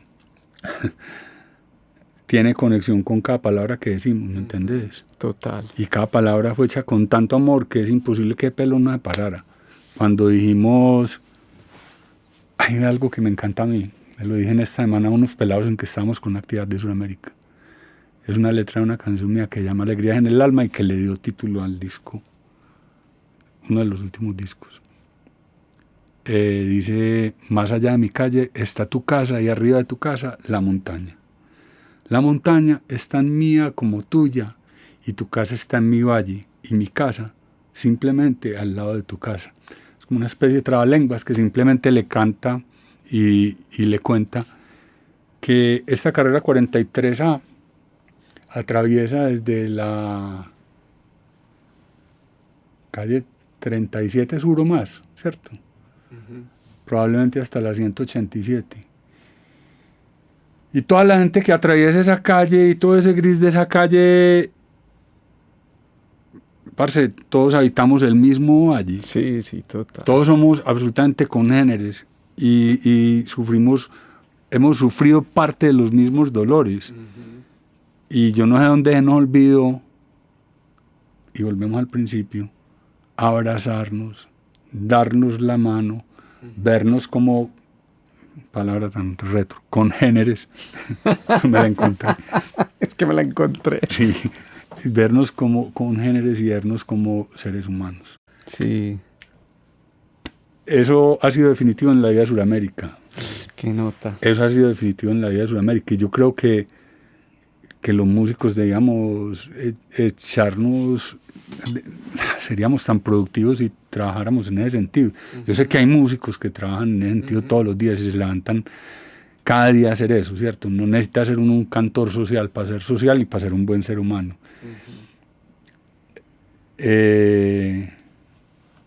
Ser un buen ser humano, músico, yo creo que es un compromiso de transmitir buenas canciones y buenas vibras a las gentes. Por último en el repertorio musical de Sudamérica, no sé para dónde vamos. Hicimos un disco hace 2 años. Desde pandemia empezamos a trabajarlo y a soñarlo. Todos los días me sentaba yo con Isabela a mostrarle pendejadas y música y tocando en la mesa del comedor, que por fortuna suena bien. Y con es un instrumento, el comedor es un instrumento. Eso suena divino, eso es un buen bombo y un buen redoblante. Y con la guitarrita y hice unas propuestas para el grupo, ya venían trabajando unas propuestas y consolidamos como un disco que se llamó Los Buenos Amores, que era un homenaje a esa mujer que me ha acompañado toda mi vida. Que casi que en cada disco ha habido un homenaje a ella, que se llama Los Buenos Amores, la canción. Hay muchas canciones de ese repertorio latinoamericano que nunca tocamos, pero que siempre están en las tertulias y en las fiestas y en los repertorios de las cantadas. Volver a los 17, se me escapa, esa musiquita, una samba divina que se llama del cerro, se llama Piedra y Camino, de Atahualpa Yupanqui. Grabamos La Cigarra, una canción inmortal de Mercedes Sosa, pues de María Elena Walsh. Cosas muy hermosas. Otra canción mía que se llama Caja Pa'l Muerto, que es el ser social que siempre está presente en todos los discos de Sudamérica y que pretende reforzar como esa esencia social de Sudamérica, que es un pequeño homenaje a todos los muertos de este país, a todas las muertes de este país, pero no las muertes de los falsos positivos ni de los azules o de los verdes, sino las muertes desde la patria boba y desde 1810 que hemos venido matándonos todos contra todos. Y Caja Pa'l Muerto le cantaba como a eso, inspirada como en la muerte de un líder social en el municipio de Tarazá, que fue arrojado en la plaza de Tarazá para que los demás aprendieran y no lo dejaban coger de ahí, y lo tuvieron 5 días ahí tirado el pobre hombre y no lo dejaron levantar. A mí eso me impresionó mucho y quise homenajear a tantos que han muerto así, pero no en los últimos 2 años, ni en los últimos 10, ni en los últimos, no, en toda la vida de este país, toda la vida de este país. Mi abuelo era general en la guerra de los 1000 días. No jodas. Sí, y leía yo en 100 años de soledad también cómo pasaban, y relataban ahí cómo pasaban los carros del ferrocarril cargados de muertos. Y ahí se vino escondido el coronel Aureliano Buendía, entre todos los muertos que pasaban ahí, de la masacre de las bananeras, referían. Pero aquí estamos pasados de muertos de todo, muertos de la indiferencia, de muertos del desamor, de muertos de tanto. Entonces es un homenaje a todos esos muertos. Y nada, pues fue un disco hermoso, que es eso, es un homenaje a los buenos amores. Es un homenaje muy hermoso. Sudamérica ha sido y es mi vida, mi familia ha sido y es mi vida. Mi ser social es mi personaje hoy a los 64 años, el mismo que a los 5 años y medio, 6 años, desprevenidamente en pantaloncitos azules y de corbatica caqui roja del Grupo Sexto, fue allá al Rincón Scout a presentarse y decir que se comprometía a ser siempre mejor, años más tarde a estar siempre listo, y hoy nada, pendiente de por dónde caminamos y dispuesto a darlo todo por esta ciudad, por este país y por mi familia. Me consta. Oíste, Juancho, es que vos ya con tantos años en el rol de la música, vos como, o sea, cuando te incorporaste por allá en los 80s a Sudamérica y ya empezaste pues como a ser parte, tantas cosas, todo lo que nos has contado, digamos que las motivaciones y las cosas que lo inspiran a uno son unas, las problemáticas sociales, ya han pasado muchos años. ¿Vos cómo vivís la música hoy en día? ¿Cómo ves el panorama musical de Colombia ya desde tu rol? Y entendiendo que con Sudamérica no se ha buscado ni fama, ni otra cosa más allá que de verdad hacer erizar a las personas y conmoverlas con su música. ¿Vos cómo vivís la música hoy en día? Esa es como una pregunta, ¿cómo la vivís? Y también, ¿cómo la ves? O sea, ¿cómo ves que en todos estos años se ha escrito esta historia de la música y para dónde crees que va? ¿Cómo es tu opinión de eso? Siento que es un momento ideal para la música en esta ciudad, en este país, que hay un montón de instituciones y de organismos que están dispuestos para acompañarnos, para mostrarnos caminos diversos, para llevarnos a otras instancias, a otros lugares donde otras personas, para elevar nuestras músicas a otros niveles, a otros usuarios, de otras maneras. O sea, el trabajo de entidades como Confama, como Confenalco, como Ibermúsicas, como las universidades, lo que están haciendo, la de Antioquia, de AFIT,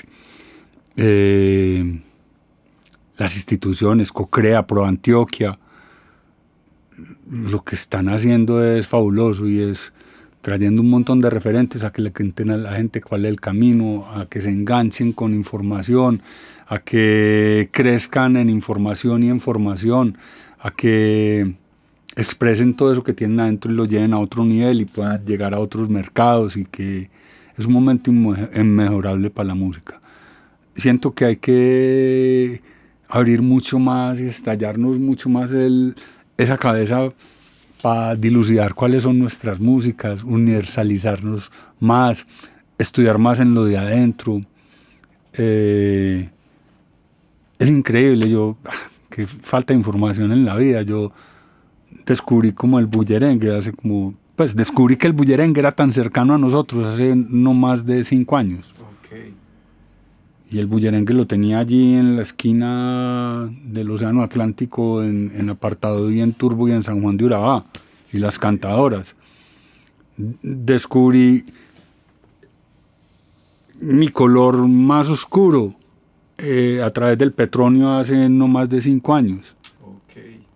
Y de todas las maravillas que se oyen allá.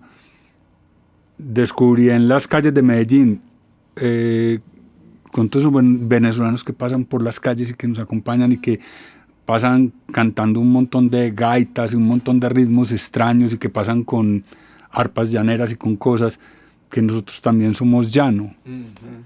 Y descubrí en voces maravillosas, que sé, como Victoria Sur, como Mónica Zuluaga, como Nigiret Alarcón, como el trabajo que está haciendo Puerto Candelaria con gran parte de las músicas colombianas.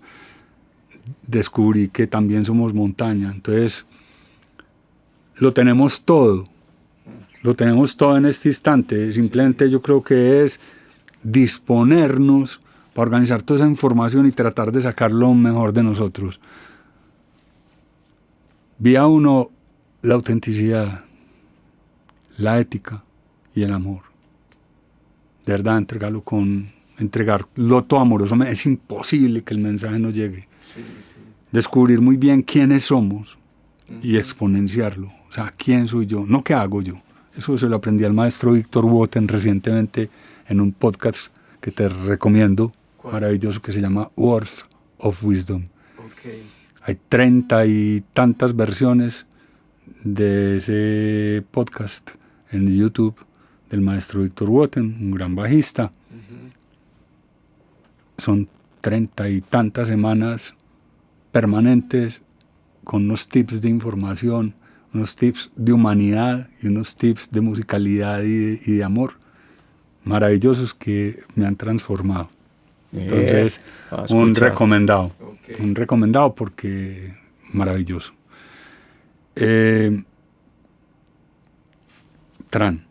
Digamos que eso es mi esperanza para los músicos. Y se me fue la otra pregunta. ¿Cómo estás viviendo la música hoy en día? ¿Cómo la vivo hoy? Pues porque ya estás jubilado, tenés tiempo. Hace poco estábamos aquí conversando entre tintos que estás componiendo más, que estás explorando cosas ya tuyas. La vivo a través del YouTube, pues. La vivo a través del Voltaverso, a través de Víctor Boten, a través de mi hija, a través de acompañar a mi hija de concierto en concierto, a través de acompañar a mi otra hija en los trabajos importantes que está haciendo con músicos del mundo. Acudiendo a los jam de AFID a ver qué pasa en los jam de AFID, yendo a Altavoz a ver a Isabela, pero ver a los otros 8 que se presentaban antes y a los otros 8 que se presentaban después, conociendo gente bonita, tratando de escuchar cada día algo diferente. Ayer estaba escuchando, por ejemplo, éxitos del 2025 de la radio italiana.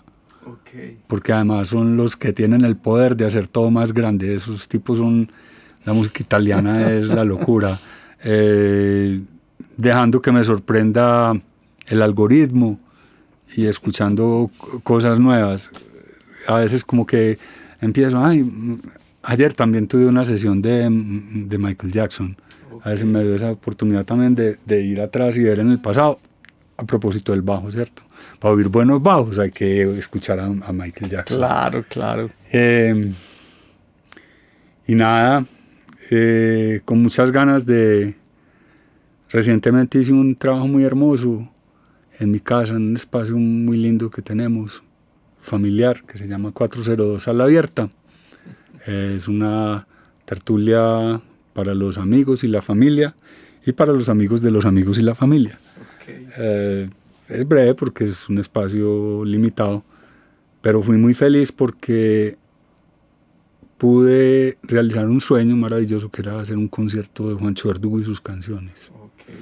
Y fui capaz, acompañado de Daniel Escobar, mi gran amigo, de Tomás Gómez y de mi hija Isabela y Juan C. Hurtado en la guitarra. Hice un concierto muy hermoso, pasé muy bueno sobre todo, lo hice amorosamente y eso me tiene absolutamente tocado porque me está obligando a tocar un poquito más de bajo todos los días para que los dedos no me peguen, porque a esta hora empiezan a pegar los dedos, a escuchar más bajos para saber cómo lo tengo que tocar a hoy, porque ya no es época de tocar los bajos que tocaba en el colegio, ni el pum. Hay que crecer. Estoy dedicado a escribir décimas. Me gusta mucho escribir en décimas. Es un ejercicio que me fascina porque me sorprendo de lo que sale, porque no soy experto en improvisar en décimas. Entonces me aventuro a escribir décimas y me voy sorprendiendo de por dónde voy caminando sin saber en qué va a terminar.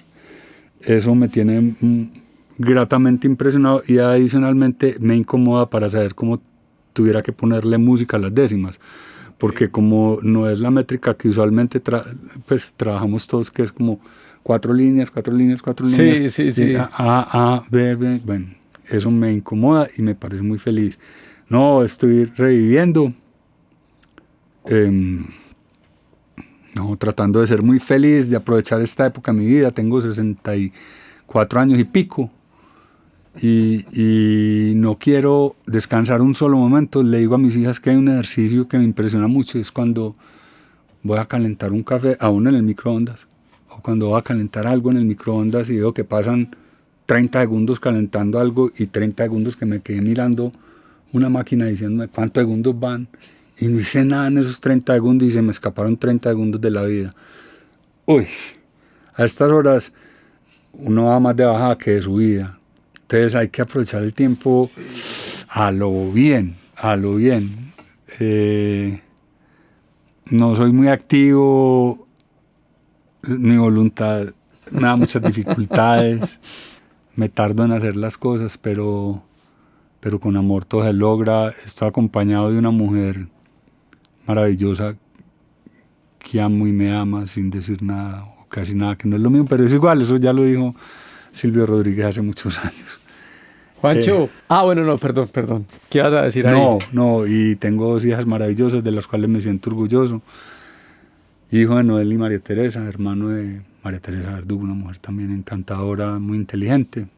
No, un hombre muy feliz. Yo me siento pleno en la vida, Qué Lelo. nota. Pues de alguna manera, como que escuchándote todo esto que estás diciendo, me surge como la idea de qué nota llegar también a esos años de la vida, ya a los 60 y punta, y uno decir con tanta felicidad como estoy feliz, ¿sí o qué? Sí, claro. Un ejemplo total. Claro. Me dan ganas de hacerte una pregunta que a mí me han hecho muchas veces y que yo no sé responder con certeza, pero que yo ya puedo inferir que vos tenés la respuesta. Muchos amigos míos de mi generación que ya tienen hijos, que ven que sus hijos empiezan a engomar con la música, niños de 5, 7 años, miren, Lelo, yo veo que mi niño o mi niña tienen como la curiosidad, tienen como ritmo, no sé qué hago? Pues, o sea, ¿qué hago en el sentido de cómo les genero, cómo los incentivo para que se animen con la música? Yo no sé porque yo no tengo hijos. Entonces, ¿cómo ha sido ese rol vos como papá y hoy ver ya que tu hija es toda una contrabajista? Pues que para mí, o sea, yo he hablado de Isa ya aquí muchas veces en el podcast y en otros escenarios. Es una mujer con un talento que yo creo ciegamente en ella y por eso yo le estoy apostando aquí con lo que yo puedo pues apostarle al proyecto de ella. Pero vos, cuando ella era niña y cómo ha sido como ese rol de papá y orientarla para que finalmente ella viera en la música como una opción de vida, tal vez buscando una respuesta para esos que me han preguntado, yo no sé, más allá de decirle, no, sí, ve, mete las clases de esto, búscale un profesor para eso, pues como que me parecería bacano, vos que ya... Yo creo que hay sí, amarla profundamente. Ok. Y respetar sus decisiones de vida, eso ha sido fundamental. Todas. Gústenme o no me gusten. Uh-huh. Pero ser un abominable hombre que cada día le dice, si quieres ser buena, tienes que estudiar más, si quieres llegar más lejos, tienes que caminar más, si quieres subir más, tienes que subir más escalones. Uh-huh. Debo ser... Pero si ella fuera futbolista, también le diría que entrenara diario mucho, que disparara mucho al arco, que fortaleciera las piernas para marcar con fortaleza y que no se dejara hacer goles y que tratara de hacer muchos goles y pusiera todos los pases. Y si fuera ingeniera química, estaría feliz con ella haciendo aleaciones y cosas de esas. No, de verdad, yo creo que es apoyo incondicional. Apoyo incondicional, amarla profundamente, respetar profundamente sus decisiones y sus caminos, pero a mí no me importa tampoco ser un papá cansón y que mañana, así deben decir todos los papás, cuando yo me muera se va a acordar de mí. Cuando yo me muera se va a acordar de mí, este man bacano que me dijo todo eso toda la vida, sí, ¿cierto? Sí. Que fue fruto del amor, Pues es muy grato pues que los hijos tengan como pues como lo mismo que uno hace, ¿cierto? Uh-huh. Si fuera abogada también disfrutaría mucho leer los códigos con ella. Sí. Pero me tocó tener la felicidad de que hablemos de bajos a la hora de la comida, uh-huh, y hablemos de efectos y hablemos de grabación. Eso es muy, ahorita emocionante. En algún momento de la conversación pensé yo, le voy a preguntar a Juancho, ¿cuál es tu bajo favorito? O sea, ya marca, instrumento, ¿preferís 5 cuerdas, 4 cuerdas? ¿Cuál es tu bajo? Yo creo que mi bajo favorito es el mío. ¿Y qué bajo tenés? No, tengo 2 bajos muy hermosos. Uno que fue el que yo toda la vida quise tener, que siempre quise tener un Fender Jazz Bass. Okay. Como que no me importaba si era de 4 o de 5. Okay. La vida me regaló En mi época, como no había videos todavía, pues ni veíamos en televisión ni en YouTube, la información mayor era cuando uno iba a una casa de discos y uno veía quién había grabado en los créditos de los discos, cuando los traían. Entonces uno decía, ay, ve, ahí grabó un señor que tal cosa. Más tarde apareció un almacén que llamaba Amadeus, Casa Musical Amadeus. En Amadeus vendían una música de un sello que se llamaba GRP. Ya están todos los yaceros. Entonces a mí me llegó información de Chick Corea, de Patitucci, de Stanley Clarke, de Eddie Gómez. No es que no me acuerdo, pero fueron muchos, pues fue mucha cosa. Y yo compraba discos y aparte como esos no se vendían, entonces los vendían más baratos. Y después iba a un almacén que llamaba Distronics en San Diego. Claro. Y también el rincón de los baratos, lo que Javier Rodríguez de Cámara de Comercio me lo compraba yo de todo lo raro. Entonces yo me llené de eso y ya podía leer más de los señores que quería ver, ¿cierto?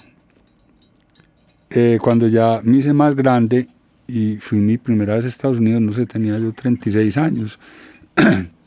Íbamos a esos almacenes inmensos de música y cuando veía yo, ¡ay, el señor Patitucci! Un video de John Patitucci. Yo me traía el video de John Patitucci, el de Marcus y el de yo no sé quién. Y entonces empezaba uno a tener ya información de bajos, porque uno salía en la revista, ¿cómo se llamaba? Promix, otra que llamaba Bass Player y Guitar Player y tal. Y uno no veía sino bajos ahí, y uno se emocionaba, pero no los podía ver. Entonces yo vi el bajo que tocaba John Patitucci y a mí me fascinaba. Yo decía, ¿cómo pueden con un bajo de esos? Qué cosa tan hermosa, pero como suena completo, como todo ese rango de sonidos tan hermosos. Y Yamaha Musical, cuando llegó a la 33, trajo unos Yamaha 6 cuerdas de la serie TRB. Había un Yamaha que era TRB 6JP, que era el de Patitucci, era el Signature, y había una serie que llamaba TRB, que era como el que le seguía. Traía como casi que las mismas especificaciones, excepto un piezoeléctrico que traía el de Patitucci, que la verdad no sé para qué. Pues le cogía como el de la uña de Patitucci. Sí. Yo no tenía esa uña, entonces acepté el TRB, lo compró el Grupo Suramérica y me hice muy amigo de él desde Suramérica, toda la vida lo tuve. Me gustaba mucho que era un bajo preamplificado, entonces que me entregaba como una señal muy definida siempre. Y que tiene una limitación desde su preamplificador, que uno puede limitar pues, como el volumen y todas esas cosas. Entonces uno entrega una señal súper contundente, pero a la vez súper controlada. Entonces casi que es como tener un compresor y un limitador ahí puesto desde la señal llegaba muy bacana, muy limpia. Descubrí cuando fui a comprar un Marcus Miller, porque quería sonar como Marcus Miller, que el de Marcus Miller era absolutamente preamplificado como el TRB. Y que era diseñado como para que sonara muy agudo y muy ponchudo, a lo que suena Marcus Miller. Pero me encontré que había otro que se llamaba Fender Jazz Bass American Deluxe. Y que tenía la posibilidad de tener el activo y el pasivo. Yo me lo traje, incluso tenía dañado el switch. Me lo arreglaron aquí. Y no volví a usar el activo de ese bajo nunca. Ese bajo se quedó en pasivo porque me regaló la riqueza del pasivo, que es el sonido de la madera del bajo, además que el enganche de la cuerda no es desde el puente, sino de atrás del puente, se pone la cuerda por detrás, entonces agarra un montón de vibración, un montón de ponche extrañísimo que saca como de la madera. Eso me conmovió. Es también como muy limitado. Yo le pongo un volumen de ahí no me mueve nunca y eso suena derecho. Y también me hizo muy feliz. Entonces tengo el Fender que siempre soñé, de 5 cuerdas, y el Yamaha 6. No es como arrogancia ni tal, sino que hoy me hacen falta las 6 porque me gusta mucho cómo armonizar y se me quedó el guitarrista. Okay. Entonces yo siempre como que tengo armado como un acorde, entonces yo siempre como que estoy, yo no sé qué es una quinta, una cuarta, yo no sé qué hago yo que siempre me completa el acorde. No, siempre tengo como el acorde. Okay. No me faltan más, ¿qué tal? No, son 6, son demasiadas. Pero es muy grato porque pues me siento supremamente cómodo con el de 6, sí. Con el de 5 tengo que habituarme un ratico, entonces los uso por temporadas. Okay. Como que me canso del de 6. El de 6 va para todo lo que necesite estar muy controlado, para ir a la fija y que no pague nada, el de 6 va. Y el de 5 como cuando quiera bloquear y como explorar y como tan. Okay. Utilizo además por goma, buscando un sonido de fretless, me lo encontré en una pedalera Digitech, en una de P200 de Digitech que ya no sale. Okay. Tenía un fretless divino, tiene un octavador divino. Yo los programo y los he fabricado pues no ahí. Más. Utilizo un wah-wah, de vez en cuando me gusta utilizar un wah-wah para bloquear en los conciertos. Y ya. Y con el otro sí. Ese es de goma, como regalos de la vida que se da uno. Sí. Tengo un octavador por ahí, tengo un Filter Twin de Aguilar, okay. Un Pre de Aguilar.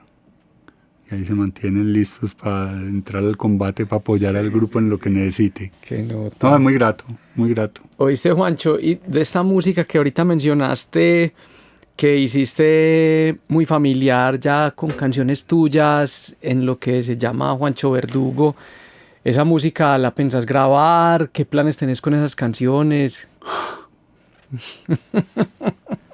No, yo quisiera mucho tiempo y mucha plata para poderlas grabar, muy lindo. Por lo pronto quiero iniciar en un canalcito de YouTube que ahí está quieto, de Juancho Verdugo, como empezar a grabarlas y a montarlas. Porque viví un momento de la vida muy bacano, entonces yo lo quisiera compartir a la gente ese momento. Okay. Yo me abrí como del Instagram y publicaba cosas y tenía una intención refamiliar en el Instagram mío. Y era como proyectar mi vida familiar y musical en el Instagram. Okay. Pero se me fue como la vuelta y le perdí como la onda, entonces me quiero trasladar al YouTube y llevar esas sensaciones que tuve ese día tocando esas canciones con mis amigos y con mi hija, llevárselas a la gente y contárselas a la gente, irlas pasando de a una. Son, no sé, pues yo puedo tener unas 50 canciones en la vida, con Suramérica unas 28. Okay. Pero hay canciones que se van quedando en los discos, ocultas. Sí. Entonces yo lo que quiero es las que conocen, hacerlas de otras maneras que yo preveía que podían ser muy chéveres también, okay. En otras rítmicas y además retándome un poquito, y las que no conocen que las descubran. Entonces, como activar ese canal de YouTube de a unita, de a dos, no sé.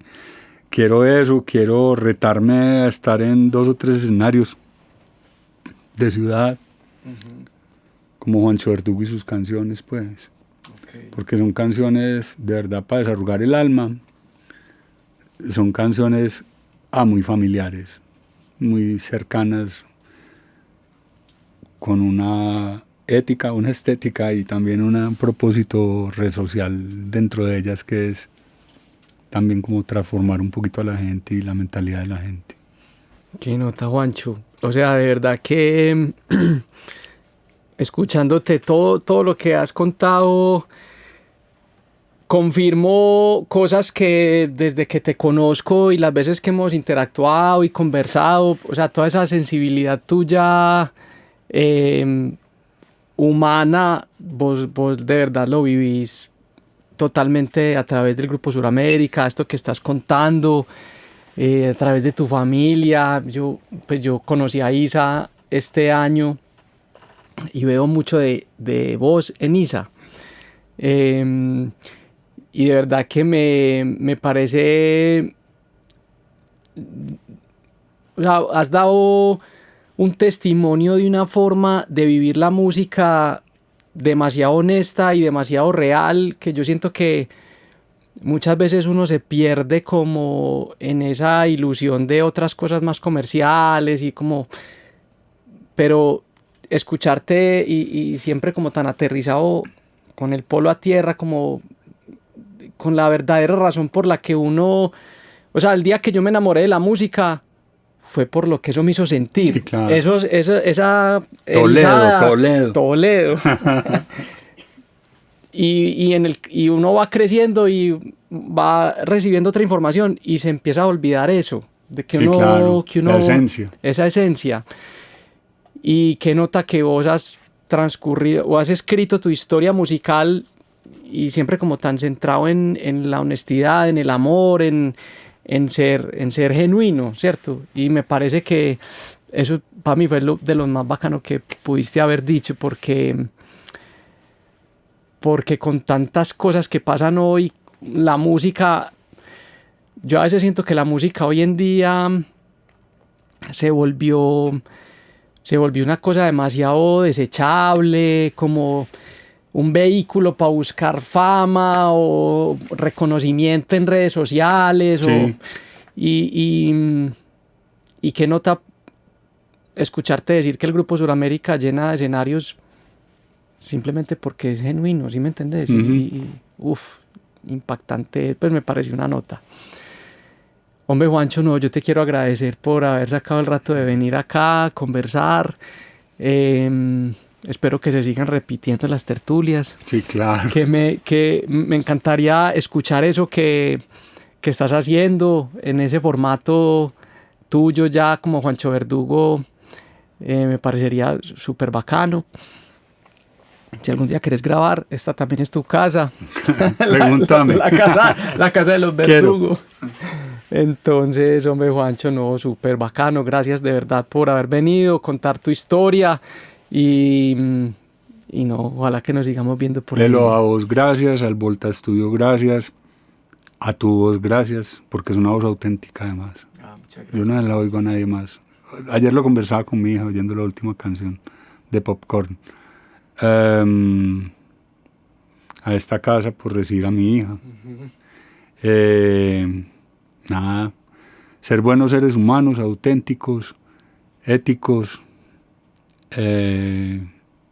No peco de moralista no soy, pero sí trato de ser ético y auténtico y hacerlo todo con mucho amor. Gracias Lelo, gracias Volta Studio, gracias Arley que está aquí detrás de estas cámaras también, porque también es otro excelente ser humano que acogió a mi hija aquí en esta casa. Nada, gracias, muchas. Bueno, hombre, Juancho, hasta la próxima que nos volvamos a ver. Rapidito.